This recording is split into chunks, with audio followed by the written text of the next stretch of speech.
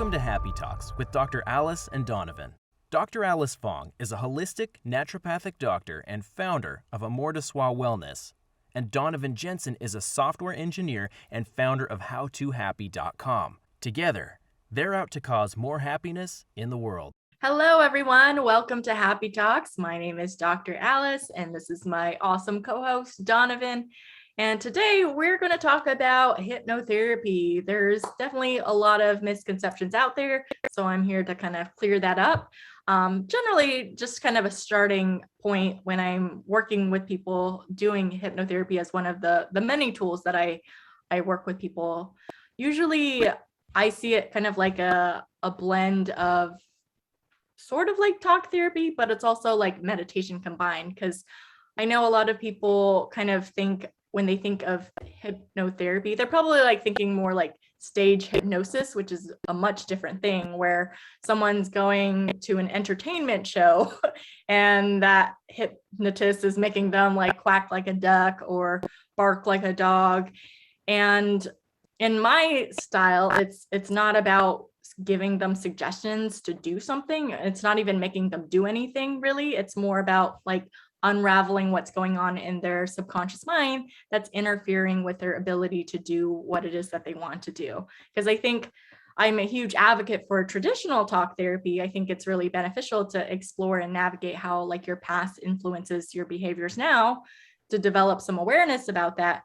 But for me, on a personal level, I had done like a decade of therapy, and it was hugely beneficial for me, but I felt like I reached a plateau where like intellectually on a logical level, I could get why I was doing certain things because of my past, my childhood, my parents, my upbringing, but it wouldn't like stop me from sabotaging myself, and my behaviors and my actions and my patterns were still the same. Like I would still date a certain type of person and it wouldn't always end up well. So I had to explore different avenues, like EMDR, and hypnotherapy was one of those tools that really helped me kind of unravel it more on an emotional level and heal on an emotional level, which kind of felt like it was going a bit deeper. So that way I was able to kind of move past it and work through those difficult life situations that happened to me.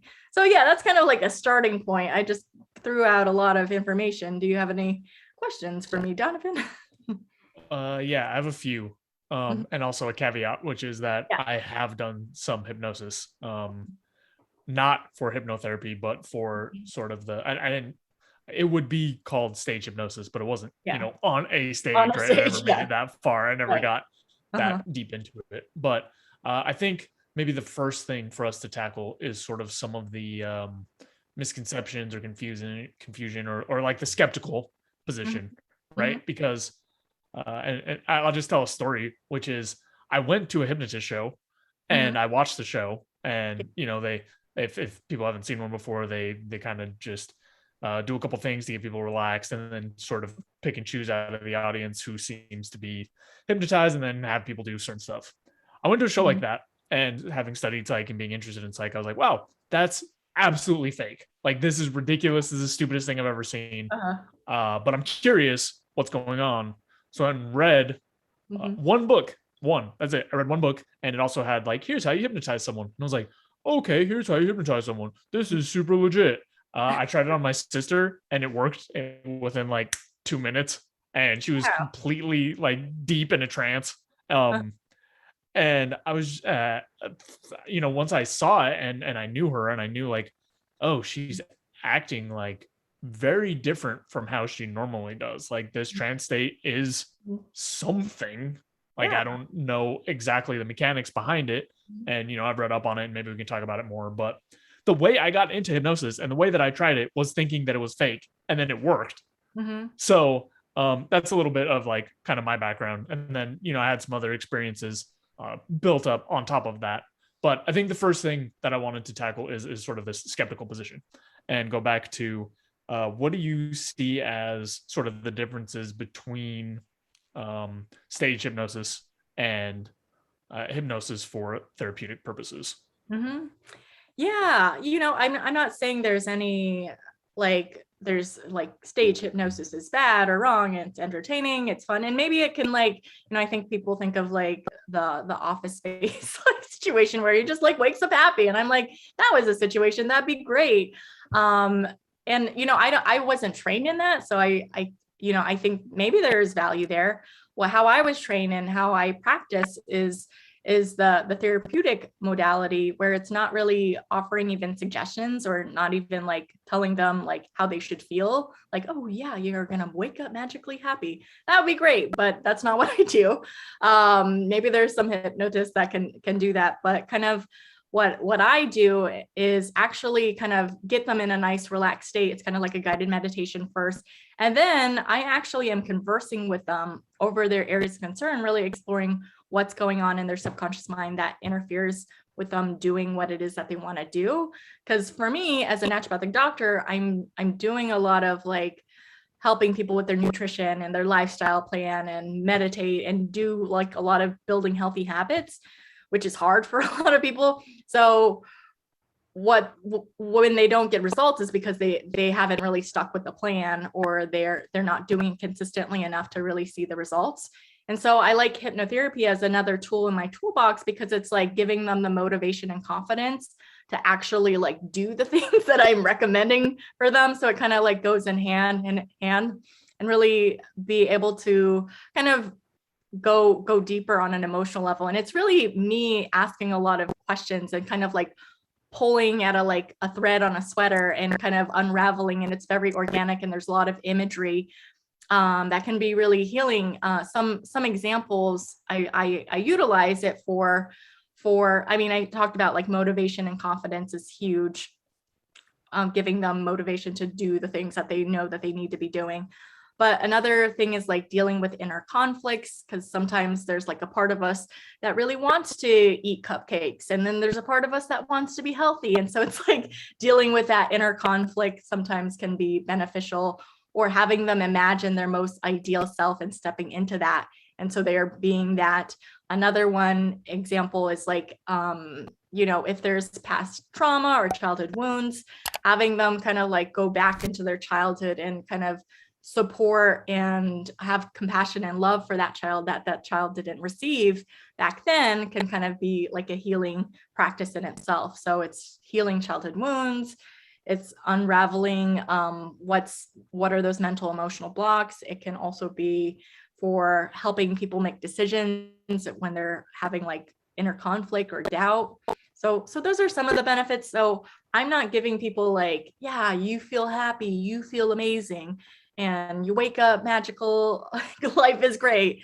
How I practice generally, they're conscious, but they're also kind of unraveling what's in the subconscious in a way. So they are going to remember everything that's said and done in the session, but and they're in control the whole time. I can't make you say or do anything that you don't want to do, like especially if it goes against your morality, because I can't like, and it's not mind control in my mind. It's more about just kind of like talking to you while you're in a relaxed state and just seeing what unfolds. Because when you're in a relaxed state, you're kind of have like your intellectual guard a little bit down, so you can kind of be more in your emotions and be more expressive in that way. And so that's kind of how I see it healing, and much different than the traditional stage hypnosis.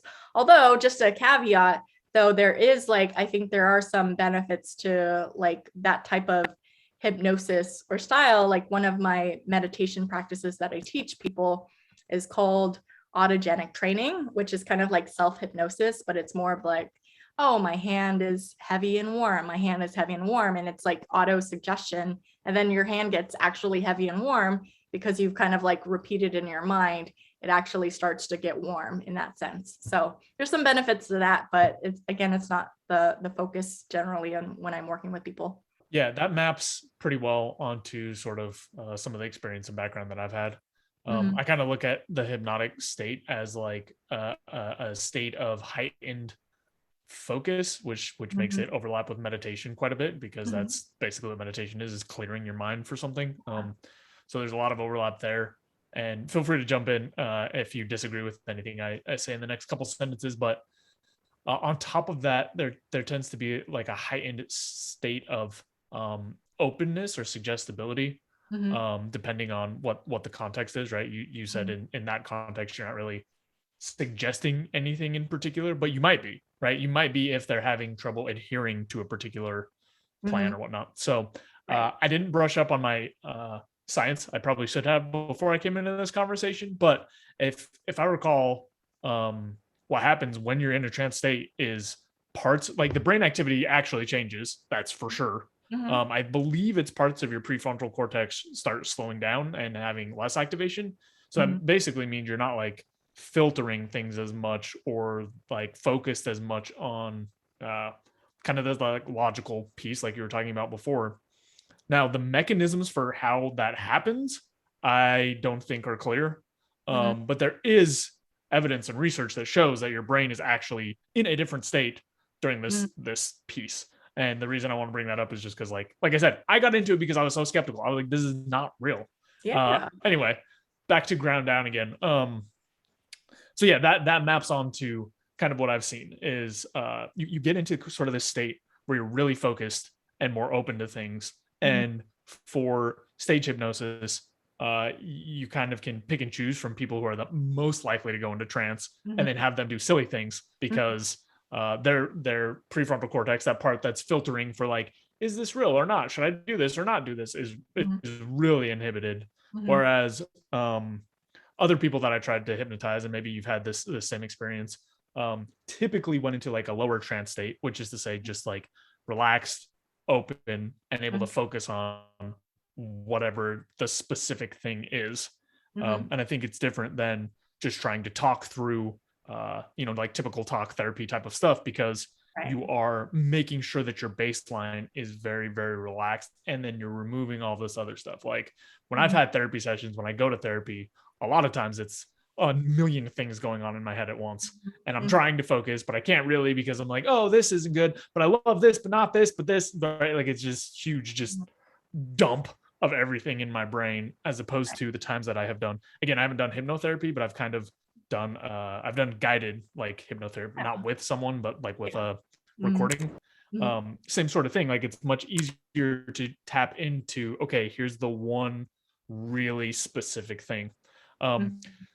And on a completely different note, I wanted to get your take on sort of the differences or overlap between a couple different things. So one is meditation, one is hypnosis. I heard you mention sort of like a visualization type piece, also repetition. So sort of this like mantras type of deal. I'd be curious how you see these different like pieces coming together or pulling apart, or what the whole mesh looks like. Yeah.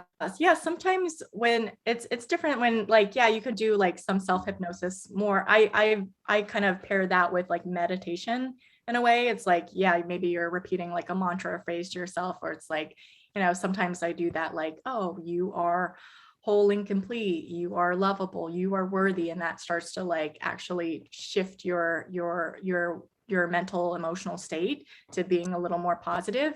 Versus like when you're working with a practitioner, like one-on-one in a therapeutic setting, it's not necessarily about those suggestions. At least, again, how I practice might be different. It's really just kind of like, it's almost like all the answers are coming from them. I'm like just like pulling it out of them.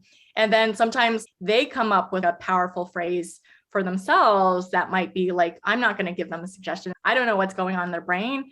So it's just me like asking questions and exploring that in a subconscious, or just kind of unraveling it in a more relaxed way.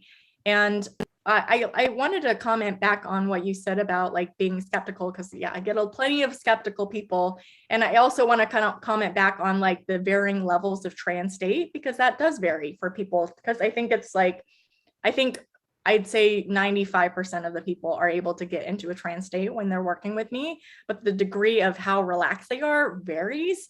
The like maybe the 5% that struggle really hard with it are probably people with like post-traumatic stress disorder, where they're just like, they cannot relax. And so if that's the case, I tend to do like biofeedback training, which is like a relaxation training program for them to like learn to train their body to relax first, and then they can get more benefit of the hypnotherapy. But I get like, there's the skepticism. What I say is like, yeah, everyone has different degrees of relaxation, but usually people can still relax to even a small degree and still get benefit out of it as long as they continue to talk, because it is a little more focused. Like in hypnotherapy, my hypnotherapy voice is a lot slower. I'm like talking really slow, and it kind of just slows their brain down and they can process and just like focus on the thing that I'm asking. And as far as like the visualizations goes, usually my starting point is like having them visualize a safe space for them, and it's whatever they want to create. Maybe it's a beach, maybe it's a forest, maybe it's like a waterfall, maybe it's like an empty room. For some people, I've had that where it's just like an empty room. As long as they feel safe and comfortable, that's what matters. And then sometimes if I, depending on the situation, I might have them visualize like, oh, is there anything particular in this room that stands out for you? Like go to it and like observe it in more detail. And I'm having them like describe it in such detail. And that it is meditative in a way, because it's like having them focus and describe and be present in the moment, which is kind of like a meditative practice in itself. Is just like being there in the moment. So it kind of just stops their brains from being distracted from all these things. And sometimes their brain still might be busy with like thoughts coming in and out, but generally, since I'm guiding them very clearly and giving them questions, they're able to like focus on what's being said and answer accordingly. So those are some of the things. It doesn't matter if you're skeptical, it still can benefit from you. But I think the bigger thing that I see is probably like fear of like trying it. I think there's like a fear of like, oh, you're gonna like control my brain, or I'm gonna lose, like you're gonna make me do something I don't want to do, or something's gonna, and it's just like you're in control the whole time. I can't make you say or do anything you don't want to do. And the thing is like, if you do it, there might be points where it is uncomfortable because we're maybe exploring your past childhood. I don't usually do childhood stuff right away. Usually we kind of like ease into it with a few other types of sessions first, and then we go into it. But with the hypnotherapy, usually I'd say 90% of people probably feel good after even one session. Like they feel more relaxed, they feel more positive, they feel motivated. But I say, like, again, based on how deeply they were able to relax and get into a quote unquote trance state, depends on how long those feelings will last. So like for some people, maybe that lasts just like a day or two. For other people, maybe that lasts a couple weeks where they're feeling like good and positive and motivated. But, I'd say like it's important to have like reoccurring sessions. I'd say, most people, it's not one of those things. And there's studies that show instead of doing like weekly therapy sessions for a year, it's not generally like a one and done type of thing usually, although I have helped people resolve their fear of flying with the 2 sessions. But generally, to kind of sustain those positive feelings takes multiple sessions until it kind of becomes a way of being. So I typically recommend like a session every week or 2 for just a few months. It's not like a year. And there's studies that show like 6 sessions of hypnotherapy could be almost as equivalent to like a year of therapy, of traditional talk therapy, because it kind of is interacting in a different way. And so kind of back to my point of like, yeah, to sustain those feelings each time you do a session, the positive feelings typically last a bit longer because you've been able to relax a little bit deeper each time you go. It's kind of like, you're not always fantastic and great at meditation right off the bat, but the more you do it, the easier it gets. Same principles apply to hypnotherapy. We're training in your brain to kind of get more relaxed, and the more you do it, the easier it gets, the longer the effects last, usually. But it takes time. It takes some work, but generally I think it does. Why I like hypnotherapy as one of my go-to tools is just because I feel like it works pretty quickly and effectively. Most people are doing it within like 2 to 6 months with me, and then they're good, and unless something major comes up in their life. Yeah, that again maps onto sort of what I've experienced. Again, my experience with it was a little bit more offhand and random as opposed to a structured type of therapy I was trying to provide people. But one of the things I wanted to touch on is like the number of sessions, like you were saying. I've 100% seen that. Yeah. I had a couple friends as I was kind of dabbling with it who were really interested, and they were probably like somewhere in the middle in terms of ability to get into a trance or to be hypnotized. Mm-hmm. And it took between like 3 and 5 times before they were able to really get into it and feel kind of like the full relaxation, or at least what I was expecting or seeing from some of the other people that I did it with, who were very easy to hypnotize. The other thing I wanted to touch on was like going back to kind of this, like, is it mind control, or like, what are you going to make me do thing? Right. I think it's really important to highlight that something you mentioned earlier, which is in a hypnotic state, you won't do anything that goes against your moral code, even in a very deep trance. In one of the books I was reading, there was a hypnotist who used to put on shows, and when you can pick from hundreds of people, you can get people who go into a very deep hypnotic state. Yeah. So he would do the show, and to prove that particular point out, he would tell them something like, I don't know, there's like a knife or something, and they'd be like, okay, I want you to stab me, and the person would like pick it up and walk towards them, and then just stop near them. And just to prove, like, hey, you're not going to do anything outside your morals. I think it's a little crazy, because what if you got like a serial killer that you hypnotize and it's like, oh, I'm okay with this. But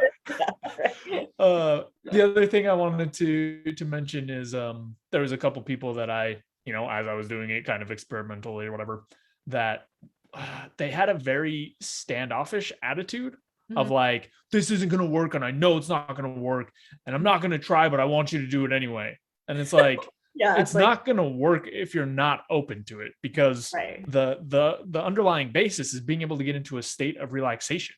And if you're sitting there like in your mind repeatedly going like, I'm not going to do this, this isn't going to work, this is stupid, I hate this, obviously it's not going to work. You're not going to relax. Right. So I one last thing I wanted to throw out, a story of mine. Do you remember Ty Aller, one of our guests? Yeah, so he's one of the people that I tried to hypnotize while I was how did that go? Kind of learning and messing around with it. And he had a skeptical attitude, but he was still open to it, right?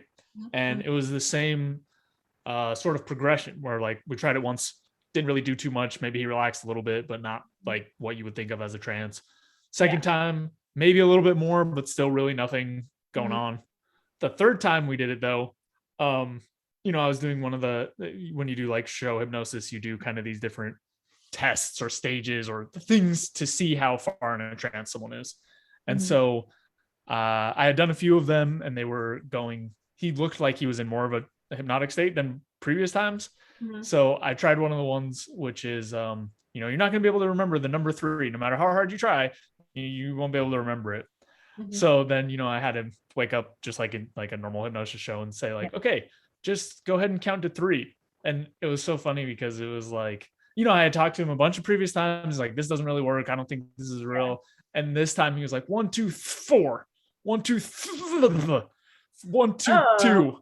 And I was like, and and then there's this whole wind down process to like get people back into a relaxed state and wake them back up and all that. And he was telling me, he's like, it's so weird because in my head I was still like conscious and aware, and in my head I was like 3. I'm just gonna say 3 because this isn't like real, and it's fake and it's stupid. And then I couldn't. And I just couldn't. And the reason I bring up that story is because it took 3 tries to get even to that level of trance, of like relaxation and whatnot. And again, I was doing some silly things and whatnot, but the more important point is, if you're doing it for kind of like therapeutic purposes, to give it a few tries, like you were saying with like meditation. A lot of people that I met have tried it exactly one time and hated it. And it's just like with anything that you try, really, like you can't just eat one apple and then be like, I ate healthy and it didn't work, so whatever, like I give up. But yeah, so I just really wanted to highlight basically some of the things you said, and reiterate that from my experience, it's the exact same thing. Like multiple sessions do make a big difference. It's only going to work if you're open to it and willing to relax. And it's not like you're not completely disconnected. It's not like mind control. It's not like you're 100% absent. Depending on how deep you get into it, you may or may not remember everything, but it's pretty clearly shown that you're not going to act out of line with your morals. You may act out of character a little bit in terms of being more willing to do silly things, but not to do things that violate what you think is right and wrong. Right. Yeah.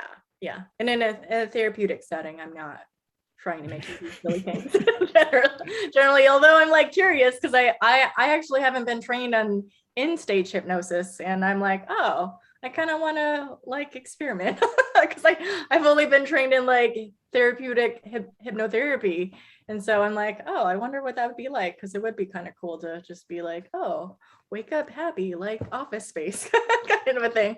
Maybe that would be a really cool thing.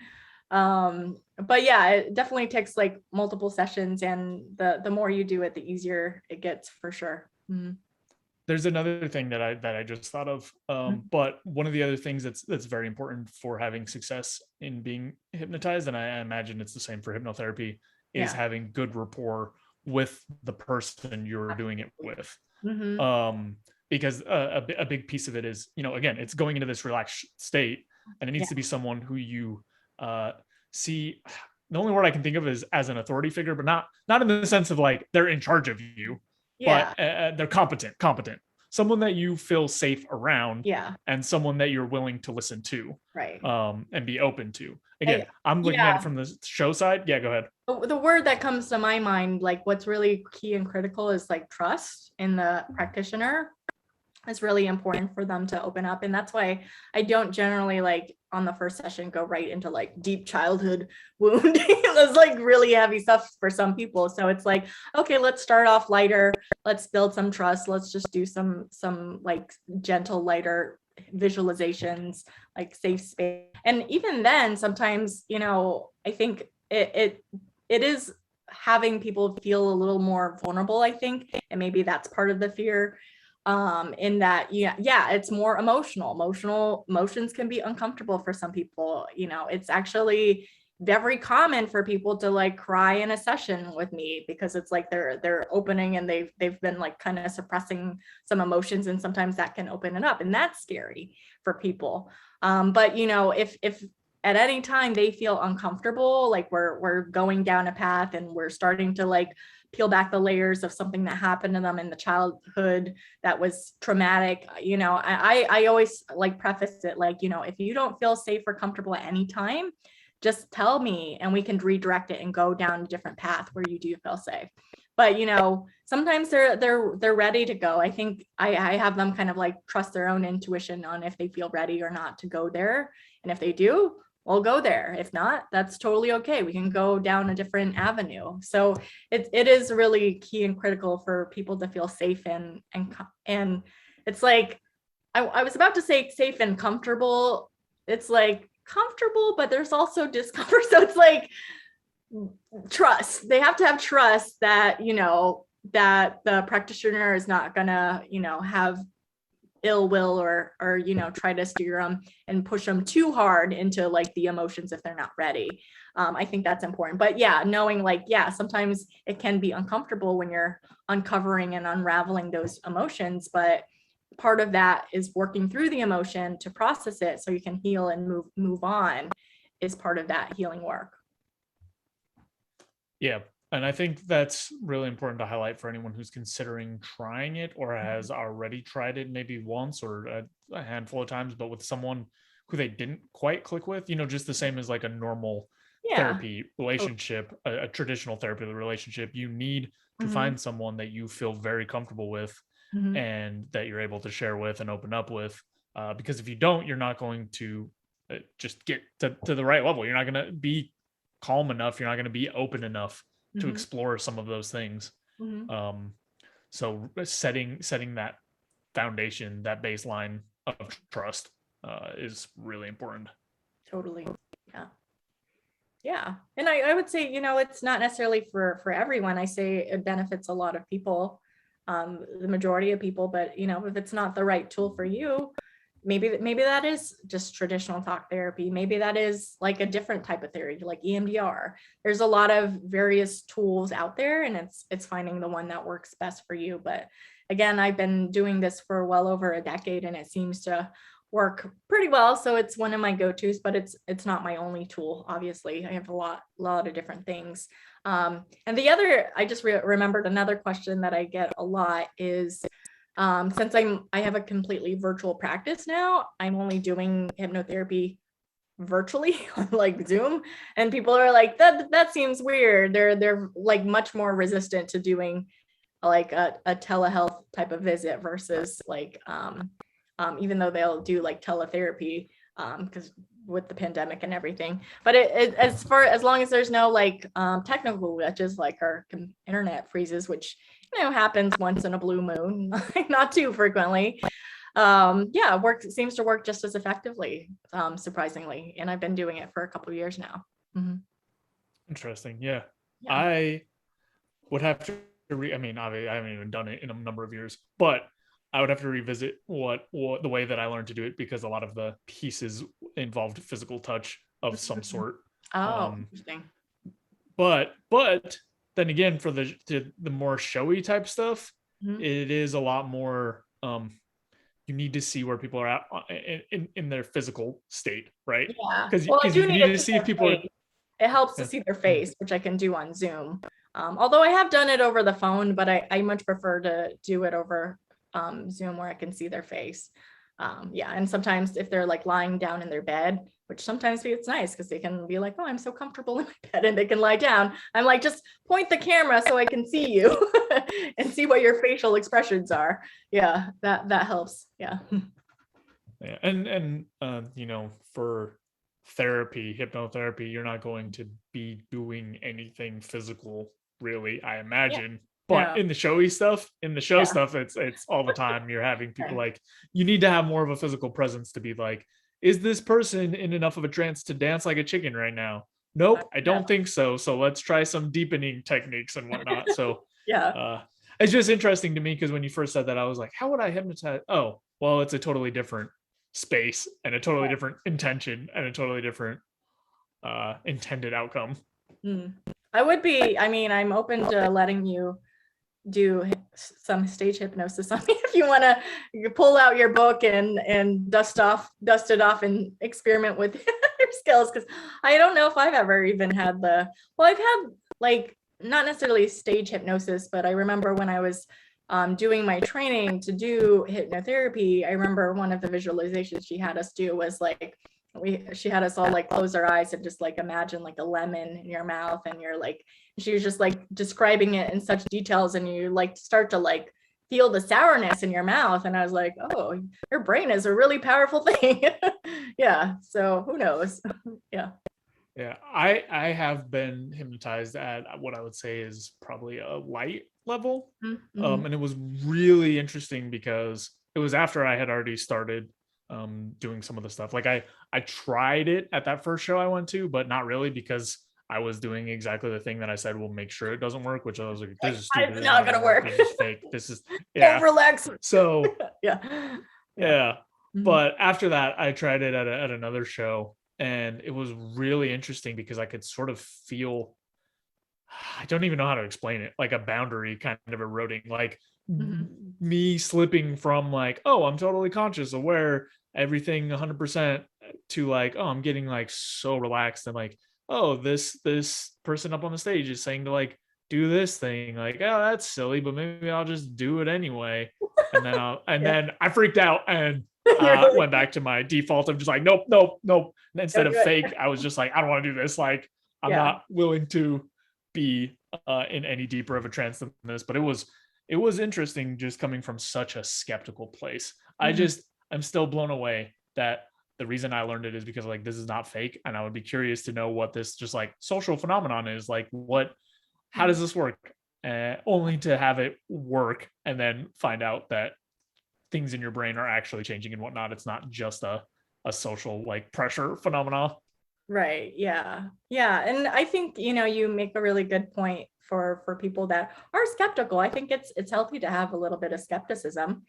But you had an open mind. You were like, okay, well, I'm just gonna really, people have these skepticism about things that they don't know enough about, but you did the research to be like, okay, let's look into this to see if it's like legit. Sometimes it is, sometimes it isn't. And sometimes it works for people and sometimes it doesn't. Like a lot of people, they described to me, sometimes they don't even realize they're in a trance state until after they come out of it. And they're like, oh, I notice like I feel different. Like I feel like way lighter when I come out, or they feel like deep and heavy when they're in it, and then they're like lighter, and it's so like a weird change. Even though when they're in it, they're like, I just feel like I normally feel. I feel like nothing's really happening, kind of a thing. But they're talking and they're still getting the therapeutic value, and then they come out of it and they're relaxed. And then I had other people that just describe it like a massage for your brain, kind of a thing, because it is really relaxing in a way. Yeah. And I think one of the biggest pieces that sticks with me, because like, again, I've experienced it, like what you're saying, right? I've experienced like, oh, this is sort of a different state and it's kind of weird. And then I came out of it and I was like, felt different. And it gives me some comfort, or reduces my skepticism, knowing that there are changes in the brain, even if the mechanisms are not clear. And that's something that tripped me up for a long time, is I was like, how can this be real if we don't know how it's working? But even saying it out loud, like I never really said it out loud, but even saying it out loud, like that's ridiculous. Like it's clear all kinds of things work that I don't know how they work. So like just because the mechanisms behind it aren't clear doesn't mean that the outcomes and changes aren't, things that are actually happening. If I applied that to everything in my life, I would use very few things. Like my car, wouldn't be able to drive because I don't know how my car works. I just know it works. I don't understand how a plane works, but it somehow does get in the air and gets us to really far places, which is pretty cool. Cool. Well, I think that really summarizes all that I needed to share about hypnotherapy for those that were skeptical or fearful or anything, kind of wanting to know a little bit more. But do you have any other questions, Donovan? Nope, that's pretty much covers everything that I wanted to talk about as well. It's a tool worth trying. Yeah. If you're trying things. Right. I've been blown away, like in my experience, how easy it was for some people and how useful it was. Like even the showy stuff. Like people would come out of it feeling great and awesome and super relaxed and chill. So I'm sure if it's actually guided toward a more fruitful or useful outcome other than entertainment, that's only amplified. But on the flip side, there was other people, other friends that I had that I tried like 10 times and it just didn't click for them. And I mean, they still got kind of like the benefit of just relaxing for a little bit, but nothing, none of those like deeper states. Right. Still awesome. So it's worth trying. But it does have hit or miss results just depending on who people are. Right. Totally. Absolutely. Yeah. So give it a shot. If you're interested and want to learn more, feel free to send me a message. You can check out our links below. You can figure out how to contact me if you'd like. Thanks for watching. If you enjoyed the video, please take a second to subscribe, as it really helps out a lot. If you're looking for more content, there's all sorts of information over at howtohappy.com. And if you want something a little bit more condensed and concise, I've also written the book Mindscaping, which is essentially a framework for optimizing happiness. So we'll have the link there as well. And that's all I've got. Thanks again. I'll see you next time.